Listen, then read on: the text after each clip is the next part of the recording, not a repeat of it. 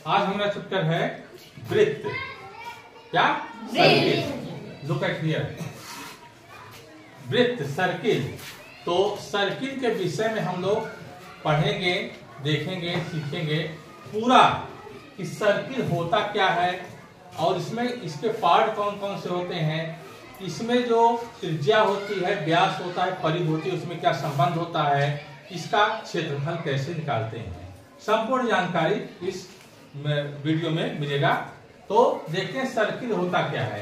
देखिए सर्किल कुछ इस तरह से होता है, ठीक, ठीक। तो इसकी परिभाषा देखते हैं कि इसकी परिभाषा क्या होती है? यह यहाँ पर जो है एक बिंदु होता है, इसको केंद्र बोला जाता है। तो इसी के सहारे हम इसको डिफाइन करेंगे कि परिभाषा, इसकी परिभाषा,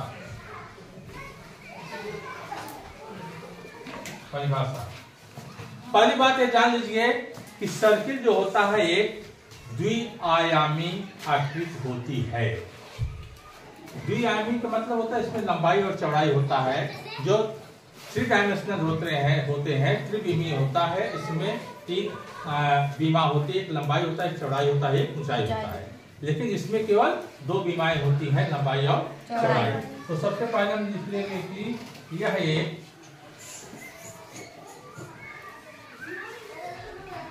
द्विविमीय या द्विआयामी, द्विआयामी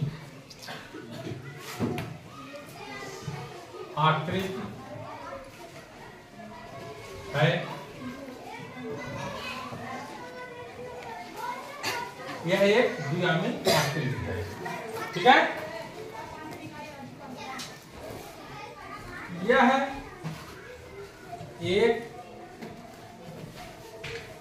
नियत बिंदु, नियत बिंदु का मतलब केंद्र, नियत बिंदु का मतलब क्या हो गया हमारा? केंद्र से एक समान दूरी पर, या एक नियत बिंदु से एक समान दूरी पर समस्त बिंदुओं का, समस्त बिंदुओं का बिंदुपथ होता है, ठीक है। बिंदुपथ यानी यहां से यह केंद्र है, यह समान दूरी और हल्क है, यहां से जो बिंदु हो गए, इन बिंदुओं का जो पथ हम निर्धारित करेंगे, रास्ता निर्धारित करेंगे, और इस प्रकार से जो आकृति बनेगी वह हमारी सर्कल या वृत्त कहलाती है। इसमें ना तो कोई कोना होता है, इसमें कोई कोना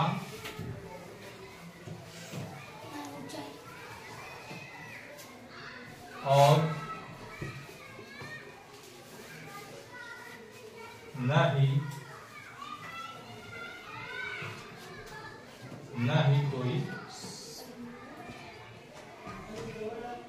इसको रहने दो, इतना मत लिखो, इसमें कोई कोना नहीं होता, परिभाषा में इतने ही रहने दो, ठीक है ना, ठीक है। तो आइए हम देखते हैं कि वृत्त के भाग कौन कौन से होते हैं। वृत्त के भाग, ठीक है, इसको मिटा दें। Yes sir. और हर एक भाग को हम देखेंगे और उसको परिभाषित भी करेंगे।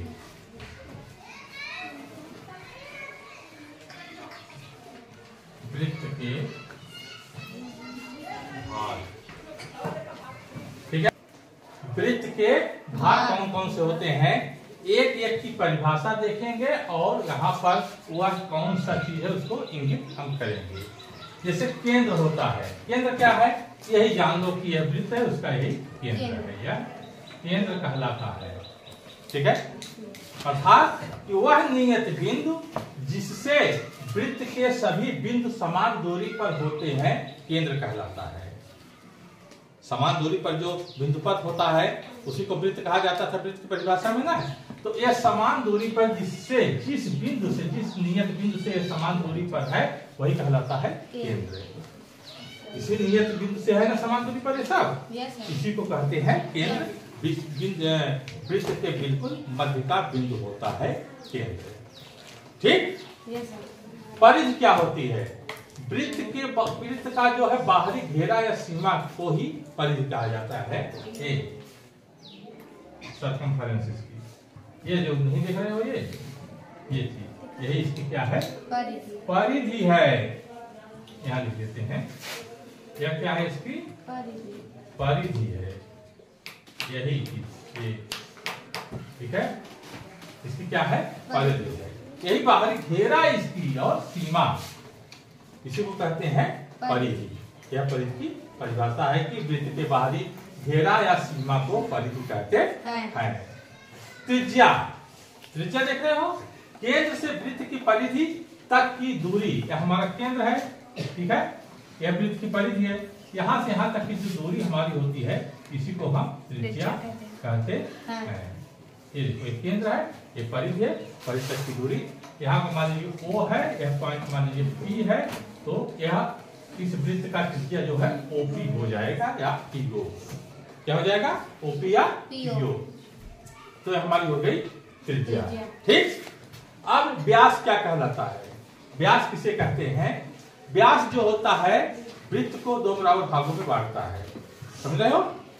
लेकिन परिभाषित हम कैसे करेंगे कि वह रेखाखंड जो वृत्त के केंद्र से होकर के गुजरता है, वृत्त के केंद्र से होकर के गुजरेगा, यहाँ से देखिए केंद्र से होकर गुजरता है और यह व्यास कहलाता है। जैसे मान लीजिए त्रिज्या है, इसको आगे हम बढ़ा देंगे यहाँ, यह हमारा पूरा व्यास हो जाएगा। क्या हो जाएगा? व्यास। यहाँ तक के यम, पीएम हमारा व्यास है। क्या है? व्यास हमारा पीएम है। वृत्त को दो बराबर भागों में बांटता है। कितने भाग बांटता है? 2। आगे आता है हमारा जीवा क्या होती है? क्या है? जीवा वृत्त की परिधि पर स्थित दो बिंदुओं को मिलाने वाली रेखा जीवा कहलाती है। यह हमारी वृत्त की क्या है? परिधि है। इसी पर कोई बिंदु दो ले लो, A और B। इसको अगर हम ऐसे मिला देते हैं तो यह जो हमारा रेखा है, यह रेखा क्या कहलाती है? जीवा। इस वृत्त की जीवा के बारे में बोले, ये भी इस वृत्त की जीवा है। लेकिन यही देखो, अगर ये भी जीवा है तो क्या पीएम क्या है? पीएम क्या है? पीएम भी तो एक जीवा है। तो जो व्यास होता है वह किसी वृत्त का सबसे बड़ा जीवा होता है। व्यास यानी पीएम जो है व्यास है, इस वृत्त का सबसे बड़ा जीवा है। वृत्त की परिधि पर स्थित किन्हीं दो बिंदुओं को मिलाने वाली रेखा जीवा कहलाती है, और वृत्त का जो व्यास होता है किसी वृत्त का सबसे बड़ा जीवा होता है। ठीक। जीवा को इंग्लिश में कॉर्ड भी बोला जाता है। और फिर चाप, यह वृत्त की परिधि का कोई भाग होता है। जैसे हमारा वृत्त है, मान लीजिए हमारा वृत्त है, ये ठीक है, ये देखिए परिधि का भाग है, इस चीज को ध्यान रखना। यह एल परिधि का भाग कौन सा? देखो ये देखो जहां पर पेन जा रहा है, यह भाग जो परिधि का क्या है? यह हमारा आर्क है, चाप, मतलब जैसे नहीं है ये ऐसे ऐसे ये वाला, ये बी, ये हमारा चाप है, आर्क जिसको इंग्लिश में बोला जाता है। ठीक है ना? अब हमारा आता है वृत्तखंड। वृत्तखंड वृत्त की किसी जीवा द्वारा काटा गया भाग होता है। वृत्तखंड क्या होता है? यह वृत्त की जीवा हमने देखा था, ये भी वृत्त की जीवा है। हम तो कहते हैं पीएम भी तो वृत्त की जीवा है। ठीक है, तो वृत्त की जीवा ए बी है, या ए बी अगर ऐसे आना चला दो इस पर, ठीक है, जैसे नहीं है ये देखो, ये है ना, ये हमारा पहले कैसे था? ऐसे था, हमारा कैसे था? ऐसे। इस पर बीच से काट दिया गया है। कहां से काटा गया है? व्यास से काटा गया है। तो हमारा जो ये वृत्त है दो खंडों में विभाजित हो गया। अगर व्यास से काटेंगे तो जो वृत्त खंड हमको मिलेगा बराबर बराबर मिलेगा। अगर मान लीजिए यहाँ से नहीं कर यहाँ से हम काट दें, ठीक है, मान लीजिए यहाँ से हम काट देते हैं, तब क्या होता है, जैसे ये है, ये भी काट देते हैं तो हमें वृत्त के दो भाग मिलेंगे। एक बड़ा वाला भाग जो है दीर्घ वृत्त खंड कहलाएगा और छोटा वाला भाग लघु वृत्त खंड कहलाता है। ठीक है ना। वृत्त की जीवा जो होती है, वृत्त को कोई एक जीवा की बात कर रहे हैं। ठीक है। अर्धवृत्त क्या होता है? अर्धवृत्त वही होता है व्यास। व्यास जो है नहीं है, ये जो जीवा है व्यास, यह वृत्त को दो बराबर भागों में बांटती है और प्रत्येक भाग अर्धवृत्त कहलाता है। वृत्त का आधा भाग जो किसी व्यास को एक सीधी रेखा के रूप में शामिल करता है अर्धवृत्त कहलाता है। यही है ना, यह व्यास को एक सीधी रेखा में शामिल करता है, यह अर्धवृत्त है। देखो आप, ये प्रत्येक भाग ये भी अर्धवृत्त है, ये भी अर्धवृत्त है। ये व्यास को सीधी रेखा के रूप में शामिल करता है कि नहीं? व्यास हमारा सीधी रेखा होगी नहीं, तो ये हमारा ये प्रत्येक भाग जो है अर्धवृत्त कहलाता है। तो ये रहा इसकी परिभाषा और इसके भाग, सभी भाग के परिभाषा हो गए। ठीक है। अब हम देखेंगे कि वृत्त की व्यास और परिधि में क्या संबंध होता है, वृत्त की व्यास और त्रिज्या में क्या संबंध होता है, उसके बाद वृत्त का क्षेत्रफल हम निकालेंगे। ठीक है। त्रिज्या में संबंध है तो इसको नोट कर लो दिमाग में कि किसी वृत्त का व्यास त्रिज्या का दुगना होता है। किसी वृत्त का व्यास त्रिज्या का 2 गुना होता है। ठीक। इसका मतलब अगर हम व्यास को d से शो करें तो d बराबर हो जाएगा हमारा 2r। अगर r यहाँ पर त्रिज्या है, त्रिज्या को अगर हम r से शो करते हैं, व्यास को d से शो करते हैं तो d बराबर 2r, यानी व्यास बराबर 2 गुणे त्रिज्या। अगर किसी वृत्त का व्यास 10 सेंटीमीटर है तो त्रिज्या उसकी कितनी हो जाएगी? 10 गुणे 20। उल्टे, किसी वृत्त का व्यास 10 सेंटीमीटर है तो त्रिज्या कितनी हो जाएगी? 5 सेंटीमीटर।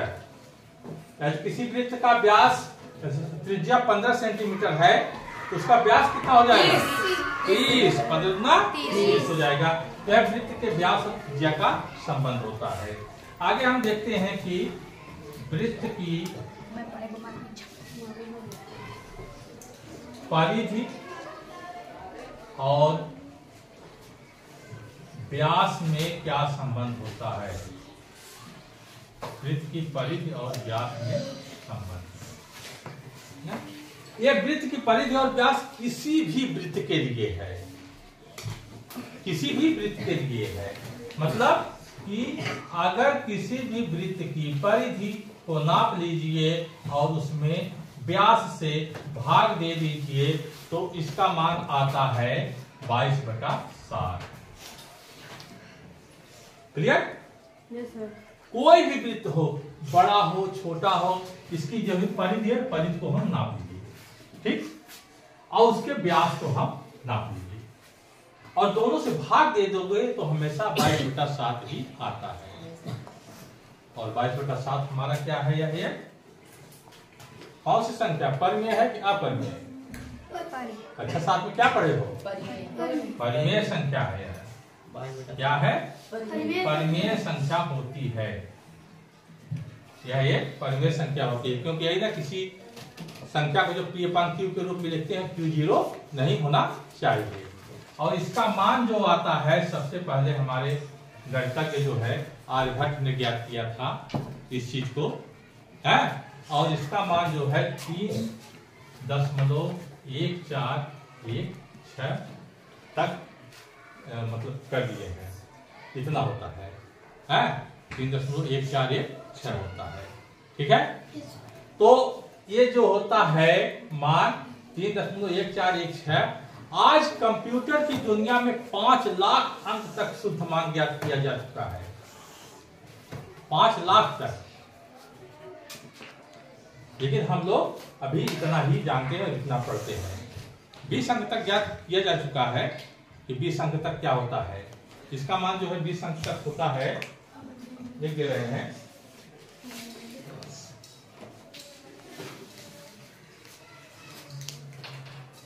देखो अगर द्विस अंक तक हम देखना चाहें तो इसका मान लिख सकते हैं पाई बराबर हो जाता है 22/7 बराबर 3.141535।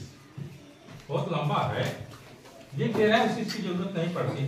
7 9 3 23 8 4 6 यह होता है 1 2 3 4 5 6 7 8 9 10 11 12 13 14 15 16 17 18 19। गड़बड़ हो गया क्या? क्या 14 15 सर 92 है। 26 यहाँ पर 9 रहेगा। हाँ ये 5 के बगल 9 रहेगा। यहाँ यस सर। 26 535 59 793 देखिए 14 15 92 65 14 15 हाँ यहाँ पे 9 रहेगा। ठीक ठीक है ना? Yes sir. हाँ यह 20 अंक का शुद्ध मान है। हालांकि इसकी जरूरत नहीं पड़ती, इतने में काम हो जाता है। यहाँ पे 6 इसलिए लिख दिया गया क्योंकि 3.1415 है, यह स्थानीय मान इसको 9 है, इसलिए यहाँ पर ये लिख दिया गया है। लेकिन यह देखो यह एक परिमेय संख्या है और यह एक अपरिमेय संख्या है। यह भी बहुत बड़ी विडंबना है। यह एक अपरिमेय संख्या होती है। हाँ अगर 22/7 में रहेगा तो परिमेय संख्या होगी, 3.1416 में रहेगा तो अपरिमेय संख्या होगी। ठीक है?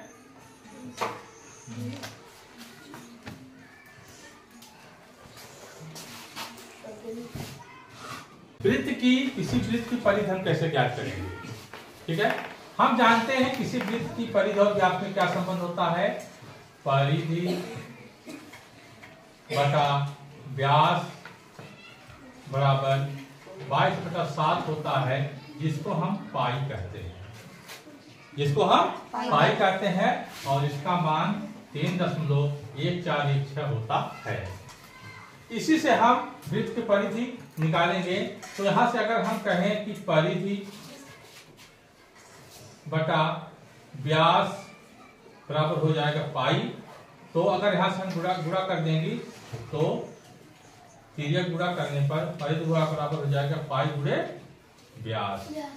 ठीक, अगर त्रिज्या कन्वर्ट करना चाहे तो त्रिज्या भी कन्वर्ट कर सकते हैं। जैसे परिधि बराबर हो जाएगा हमारा पाई गुणे 2 गुणे त्रिज्या, क्योंकि व्यास का मान 2 त्रिज्या के बराबर होता है।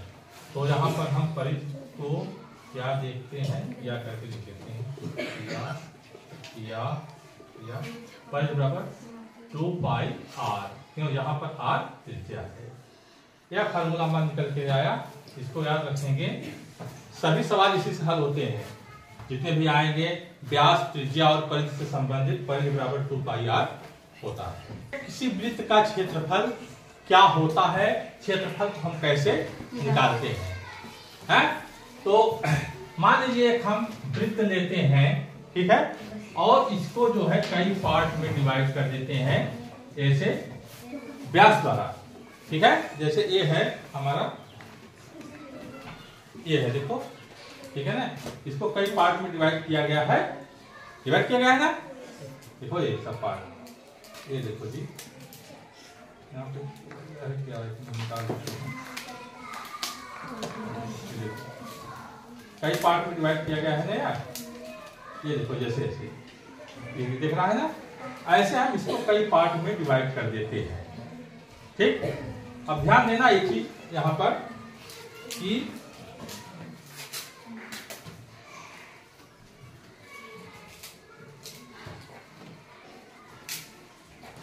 अगर हम इस तरह से कई पार्ट में इसको डिवाइड कर देते हैं, नहीं रहा है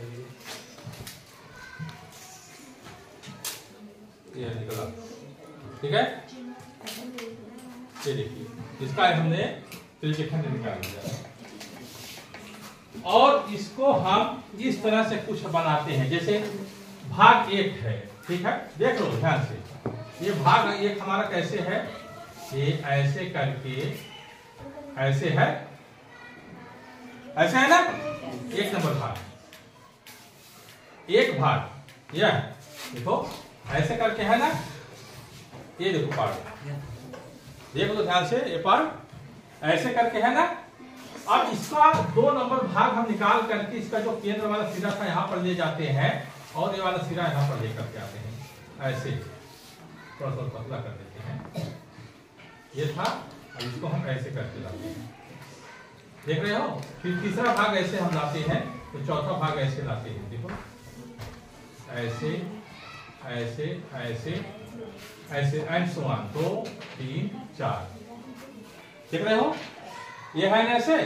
अब इसका ए भाग हम इसमें जो ए वाला भाग है, ये भाग ऐसे था, इस वाले भाग को हम इस तरह ऐसे करके जोड़ते हैं, तो लगभग एक आयताकार आकृति बन गई नहीं, देख रहे हो।